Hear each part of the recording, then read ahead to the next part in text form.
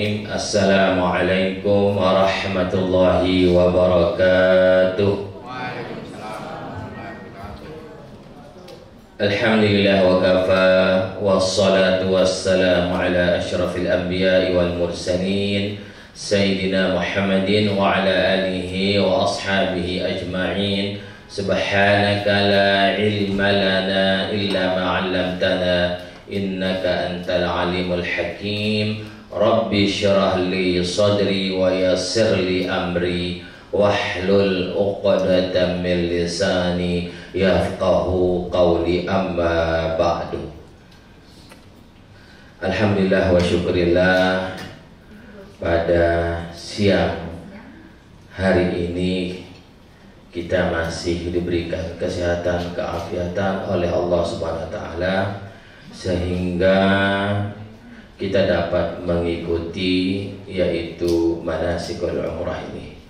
Salawat serta salam tak lupa kita aturkan kepada junjungan Nabi besar kita Muhammad sallallahu alaihi wasallam, yang kita sama-sama muliakan, yaitu Al-Ustadz Abdul Khalik, yang kita sama-sama hormati Mbak Ita, yang selalu mendampingi jamaah untuk manasikul haji. Alhamdulillah. Bapak Ibu yang dirahmati Allah Subhanahu wa taala, insya Allah kita akan berangkat menuju ke Jeddah ya, karena kita akan landing di Jeddah. Dari Jeddah kita akan menuju ke Madinah. Dari Jakarta menuju ke Jeddah itu kurang lebih 9 jam. Ditambah lagi dari Jeddah menuju ke Madinah Al-Munawwarah kurang lebih 5 jam atau 4 jam. Karena nanti insya Allah dari Jeddah kita pakai bus, tapi kalau dari Madinah ke Mekah kita pakai kereta. Nah, oleh karena itu Bapak Ibu, nanti ketika kita berada di pesawat banyak-banyak istirahat.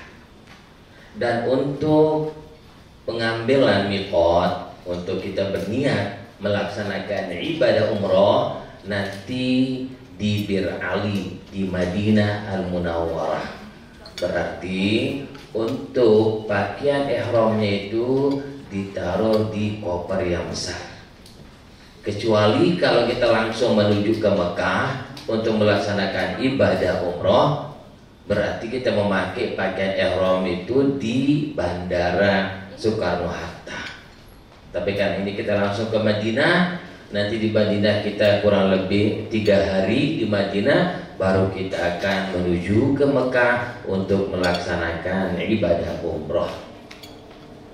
Oleh karena itu Bapak Ibu, jadi yang perlu diperhatikan ketika kita berangkat untuk melaksanakan ibadah haji maupun ibadah umroh yang disunnahkan oleh baginda Rasulullah sallallahu alaihi wasallam, yang disebutkan di dalam kitab Adabul Musafiri lil Haji wal Umrah.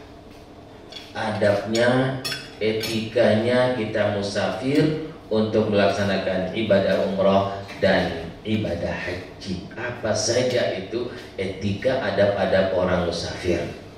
Yang pertama Bapak Ibu, an-niyatul ikhlas. Tanamkan niat kita ikhlas. Ikhlas itu semata-mata karena Allah Subhanahu wa taala. Kenapa kita melaksanakan ibadah umrah? Karena menjalankan perintah Allah Subhanahu wa taala. Dari mana dalilnya tentang perintah Allah Subhanahu wa taala? Itu disebutkan dari Al-Qur'an maupun dari hadis Rasulullah sallallahu alaihi wasallam.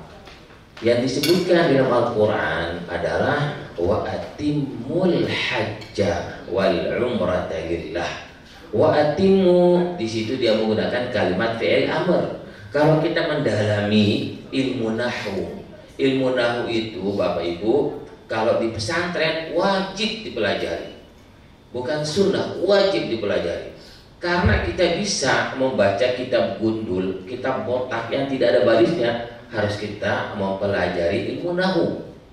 Ilmu nahu itu kebanyakan santri mengatakan bahwa itu yang paling sulit mata pelajaran atau kitabnya ilmu nahu dibandingkan kitab-kitab yang lain atau materi-materi yang lain.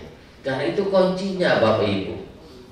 Kalau kita tidak bisa ilmu nahu, susah kita untuk kita bisa membaca kitab gundul, kitab botak yang tidak ada barisnya. Dan juga susah kita akan mengetahui arti-arti yang sebenarnya dalam kitab itu. Oleh karena itulah sangat penting kalau kita mempelajari ilmu nahu. Tapi kalau kita sudah umur, agak sulit, agak berat Bapak Ibu. Kecuali kalau anak-anak santri yang baru masuk mempelajari ilmu nahu, insya Allah 2 tahun, 3 tahun insya Allah lumayan bisa. Tapi belum menjadi orang yang ahli dalam ilmu nahunya. Ini pengalaman kita di pesantren Bapak Ibu. Nah, jadi wa'atimu di situ dia menggunakan kalimat yaitu fi'il amr katanya. Fi'il amr itu kata perintah dari Allah SWT yang berhubungan dengan wawu jamaah. Dan sempurnakanlah dan kerjakanlah haji dan umroh karena Allah Subhanahu wa ta'ala. Jadi semata-mata karena Allah Subhanahu wa ta'ala kita berangkat untuk melaksanakan ibadah umroh. Begitu Bapak Ibu mendaftarkan diri sebagai calon jamaah umroh lillahi ta'ala, menjalankan perintah Allah Subhanahu wa ta'ala, karena Allah Subhanahu wa ta'ala mewajibkan bagi umat Islam yang mampu untuk menunaikan ibadah haji maupun ibadah umroh. Apalagi sekarang kalau kita mau berangkat haji, ngantrinya itu lumayan Bapak Ibu. Ada yang 30 tahun, bahkan ada yang 35 tahun. Tapi kalau Jakarta saya nggak tahu. Kalau di daerah saya di Lombok, ngantrinya itu sampai 38 tahun. Kalau umur kita 50 tahun, berarti kita dapat jatah berangkat umur berapa Bu? 8. Apakah mampu? Termasuk kategori mampu atau tidak? Enggak mampu dari fisik. Iya, enggak kuat. Haji itu Bapak Ibu berat, enggak seperti ibadah umroh. Kalau haji itu lumayan. Karena di situ berat itu melontar Jumarah, terus kita nginap di Mina, di Arafah, Musdalifah. Tapi kalau umroh enggak, itu tidak kita kerjakan. Umroh itu hanya kita berniat melaksanakan ibadah umroh, tawaf, sa'i, tahallul, udah selesai. Umur 80 tahun nggak ada masalah mau berangkat umroh. Bahkan 90 tahun pun nggak ada masalah. Yang penting dia masih kuat, lumayan. Walaupun nggak mampu untuk tawaf dan sa'i, ada jalan keluarnya, yaitu dia pakai kursi roda, daripada tidak pernah sama sekali menjalankan perintah Allah Subhanahu wa ta'ala. Sementara perintah itu adalah hukumnya wajib bagi orang yang mampu untuk melaksanakan ibadah umrah dan ibadah haji berdasarkan dalil wa atimmul hajja wal umrata lillah. Itu menjadi dalilnya Bapak Ibu. Oleh karena itulah kita melihat sekarang antusias masyarakat kita untuk melaksanakan ibadah umrah itu subhanallah luar biasa. Alhamdulillah, karena sudah sadar bahwa itu hukumnya adalah wajib. Yang pertama adalah niat. Niat itu apapun kita kerjakan. Ibadah sholat kita kerjakan lillahi ta'ala. Makanya kita bilang apa? Ketika kita melafazkan niat atau melafazkan niat melaksanakan sholat itu, usalli fardal dhuhri arba'a rakaatin ma'muman lillahi ta'ala. Ibadah umrah juga, nawaitul umrata wa ahramtu biha lillahi ta'ala. Semua lillahi ta'ala. Salat, puasa lillahi ta'ala, haji lillahi ta'ala. Karena di dalam Al-Quran banyak menyebutkan Salah satunya yang disebutkan dalam surat Al-Bayyinah. A'udzu billahi minasyaitonir rajim. Bismillahirrahmanirrahim. Wa ma umiru illa liya'budullaha mukhlishina lahuddin. Tiadalah aku perintahkan kepada kamu sekalian untuk melaksanakan ibadah kepada Allah dalam keadaan ikhlas lillahi ta'ala. Oleh karena itulah Bapak Ibu, sebelum kita berangkat menuju ke Jeddah, menuju ke Mekah, ke Madinah, tanamkan niatnya lillahi ta'ala. Insya Allah kalau sudah ditanamkan niatnya lillahi ta'ala, menurut pendapat ulama, la yaqbalul amala illa bil ikhlas. Tidaklah diterima amal ibadah kita itu kecuali dengan ikhlas. Nah, jadi sebelum Bapak Ibu berangkat menuju ke bandara, yang sangat disunahkan oleh baginda Rasulullah SAW itu apa? Sholat sunat musafir. Besok kan Bapak Ibu berangkat, kalau yang nginep di Wisma jam 7 kita berangkat. Jam 7 kita berangkat menuju ke bandara. Jadi sebelum jam 7 kita sudah melaksanakan sholat sunat musafir, yaitu niatnya, lafaz niatnya usolli sunnatas safari rakaataini lillahi ta'ala. Ini jarang diamalkan, jarang dikerjakan. Bahkan sholat sunnah ini bukan khusus untuk ibadah umrah dan haji. Setiap kita keluar dari tempat kita tinggal yang musafatul qasar, artinya perjalanan jauh yang melewati berbeda kabupaten atau provinsi, kita disunahkan untuk melaksanakan sholat sunat musafir. Sholat sunat musafir itu bacaannya pertama adalah surat Al-Fatihah dan Qul ya ayyuhal kafirun. Surat apa Qul ya ayyuhal kafirun? Surat Al-Kafirun. Yang kedua, rakaat kedua yaitu Al-Fatihah, terus surat apa? Al-Ikhlas. Apa surat Al-Ikhlas itu apa? Qul huwallahu ahad. Udah hafal Bapak Ibu surat Al-Kafirun? Udah hafal ya?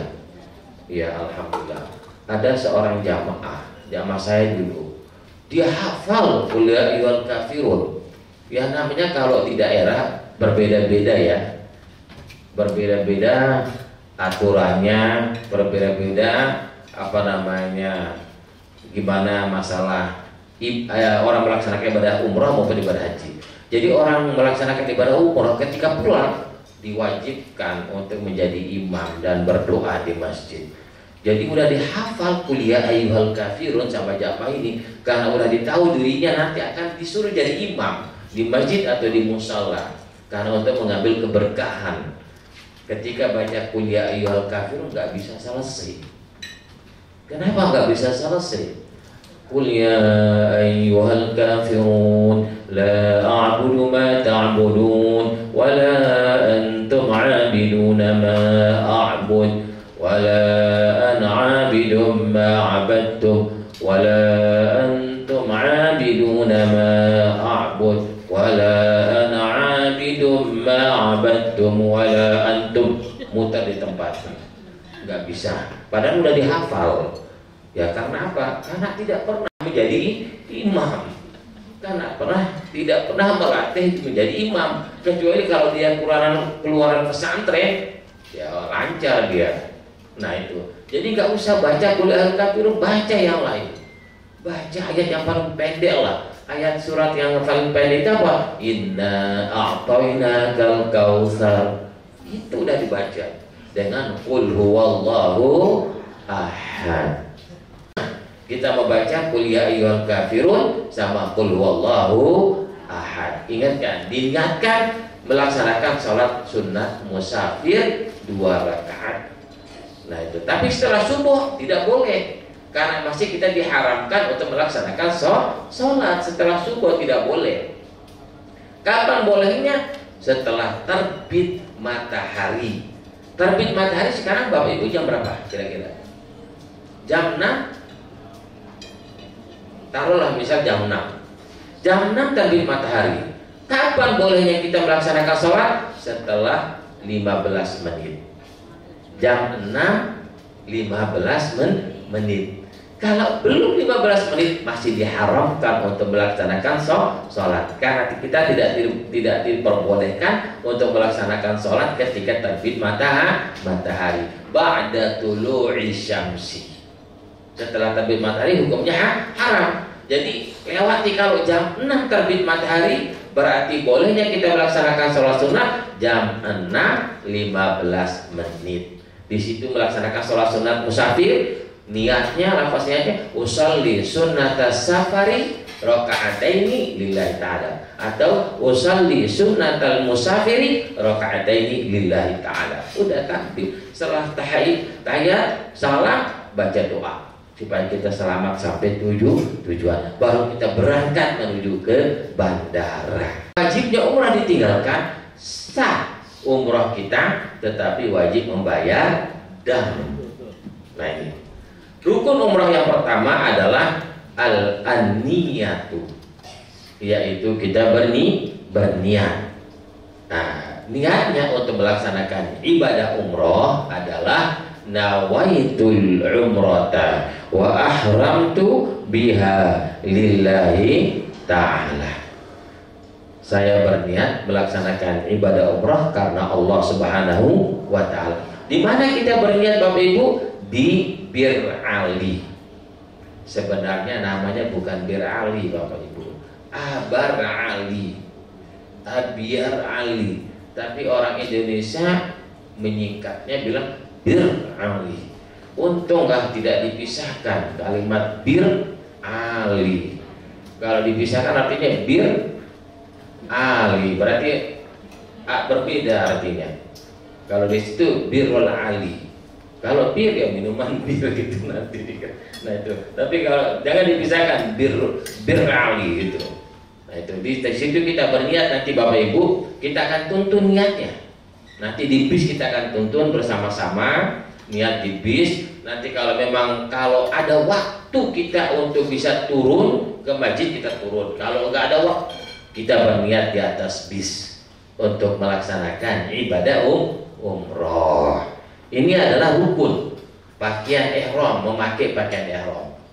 Nah, jadi ibu-ibu disunahkan memakai pakaian ihram itu yang warna apa? Yang warna putih. Ustaz, saya nggak punya pakaian ihram warna putih, hanya yang hitam. Pakai yang hitam boleh. Mau pakai warna apapun boleh, nggak ada masalah. Cuma disunahkan memakai pakaian yang putih. Tapi yang pakaian yang putih itu ibu-ibu jangan yang tipis. Nah itu, yang tebal. Ini enggak tipis banget sampai kelihatan dalam-dalamnya, celananya kelihatan dari jauh. Ini enggak boleh. Hukumnya haram, memperlihatkan aurat. Kalau enggak ada hanya tipis yang putih, pakai yang hitam. Atau pakai yang hijau, yang biru, yang warna apapun. Yang penting jangan sampai kelihatan auranya. Ya ini rukunnya. Yang bapak-bapak memakai 2 helai pakaian ihram. Bapak-bapak ihram pakai bawah dengan atasan. Yang di bawah hanya 2 helai pakaian ihram. Tidak boleh memakai celana apapun. Celana dalam bagaimanapun bentuknya nggak boleh. Karena itu termasuk pakaian larangan. Baju kaos nggak boleh. Hanya 2 pakaian ihram yang boleh kita pakai. Nah itu. Setelah itu kita berniat di atas bis, lalu kita melafazkan niat kita. Melafazkan di atas bis. Bapak-bapak ibu juga diingatkan apa hajatnya. Kita sendiri yang tahu hajat kita. Misalnya hajatnya supaya perusahaannya lancar, jalan terus, proyeknya, niatkan hajatnya. Di situ diniatkan. Karena ketika ada 3 orang seorang sahabat, ketika berada antara rukun Yamani dengan Hajar Aswad, setelah membaca Rabbana Atina, sebelum sampai di Hajar Aswad, dia niatkan hajatnya. Ketika seorang sahabat ini, maka dia langsung diijabah oleh Allah SWT. Nah ini diingatkan Bapak Ibu. Berapa putaran? Yaitu 7 kali putaran. Ini putaran yang terakhir sekarang. Ini ke-7. Bacaannya ada nanti di buku itu, nanti ditonton. Tapi jangan semua diikutin bacaan ustaznya. nanti ustadznya ketika dia diinjak kakinya sama orang Arab atau orang, aduh, bapak-bapak, aduh, berbaca, dikira itu ada bacaan. Enggak, jangan ikuti semuanya bacaan itu. Bacaan itu kedengeran nanti kalau pakai bahasa Arab baru diikutin bacaannya. Sampai ketujuh sama juga niatkan hajatnya. Setiap sampai di rukun Yamani dengan Hajar Aswad, niatkan hajatnya Bapak Ibu. Insya Allah akan dijawab oleh Allah SWT. Setelah ini udah ketujuh, jangan lagi kita istilah mengangkat Bismillah Allahu Akbar. Berarti kita mau mulai lagi tawaf. Udah selesai. Cukup kita melewati daripada rukun Yamani. Saya pergi ke tempat sa'i. Pergi ke tempat sa'i untuk sa'i bawa jamaah. Dari Bukit Sofa kita berdiri membaca doa abda'u bima bada Allah wa rasuli inna safa wal marwata min sya'airillah faman hajjal baita wa bi'tamara fala junaha an yatawafa bihima wa man tatawakhara fa inna Allah syakirun. Allahu akbar, Allahu akbar, Allahu akbar. Terus kita berjalan dari Bukit Sofa ke Bukit Marwah. Sebelum nyampe di Bukit Marwah, di situ ada lampu hijau. Kelihatan sekali lampu hijaunya karena dia nyala warna hijau. Di situ disunahkan bagi bapak-bapak untuk lari-lari kecil, bukan lari maraton, misalnya kejar-kejar. Tapi orang Arab, Pakistan, India kenceng sekali lari karena mau nabrak kita. Kalau kita disunahkan lari-lari kecil, sekedar lari. Dengan baca Rabbighfir warham wa'fu wa takarram wa tajawaz amma ta'lam innaka ta'lamu ma la na'lam innaka antallahul azizzul akram. Tapi terbalik kadang-kadang jamaah. Kadang-kadang yang mau lari itu ibu-ibu yang mau lari. Ini bapak-bapak jalan, ibu-ibu yang lari. Padahal itu tidak disunahkan untuk ibu-ibu. Ingat ibu-ibu ya, jangan lari ibu. Misalnya ibu-ibu sama suaminya, biar suami lari, gak mungkin akan ditinggal. Pasti kita akan bersama rombongan.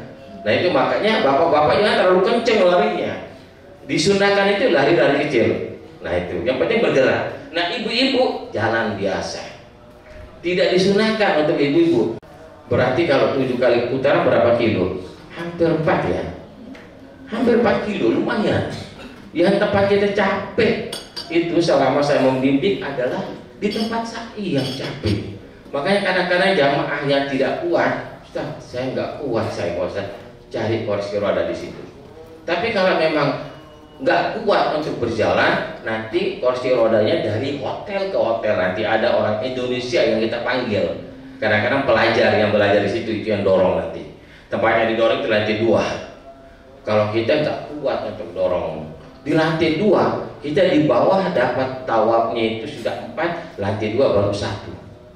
Itu bedanya karena terlalu jauh jalannya.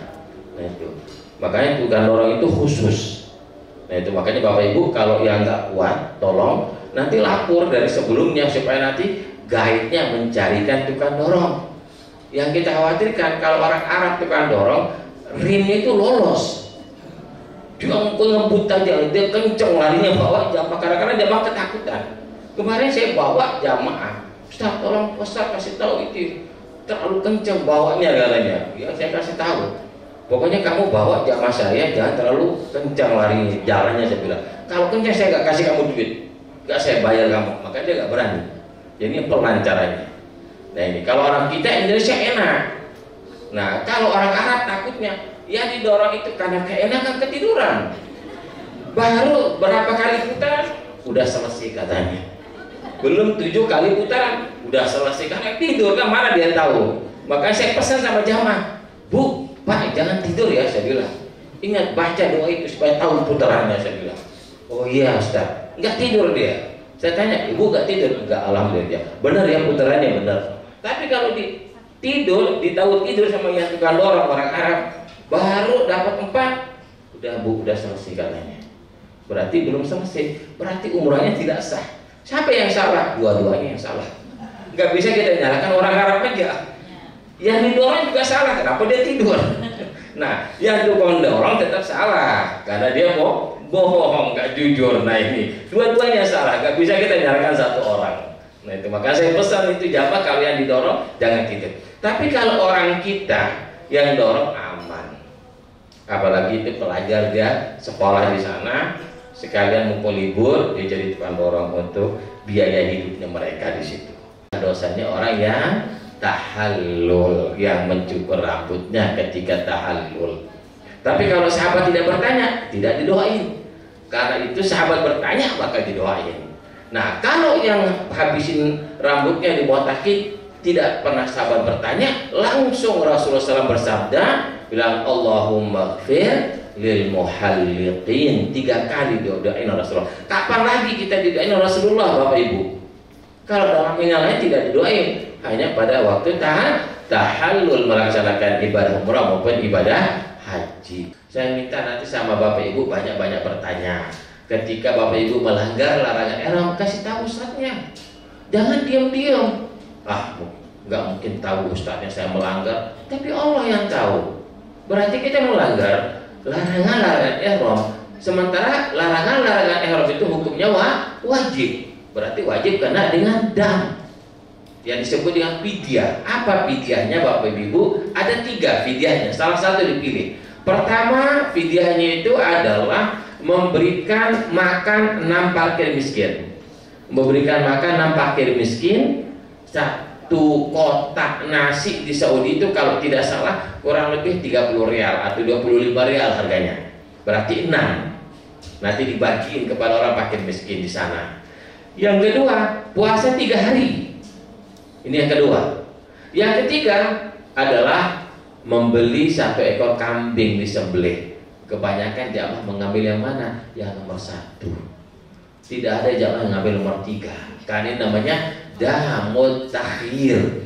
Dam memilih antara 1 atau 2 atau 3. Mana-mana mau dipilih boleh. Nah, kalau mau pahala yang banyak, pilih yang nomor 3. Membeli 1 ekor kambing. Harganya 1 ekor kambing itu kurang lebih 400 rial.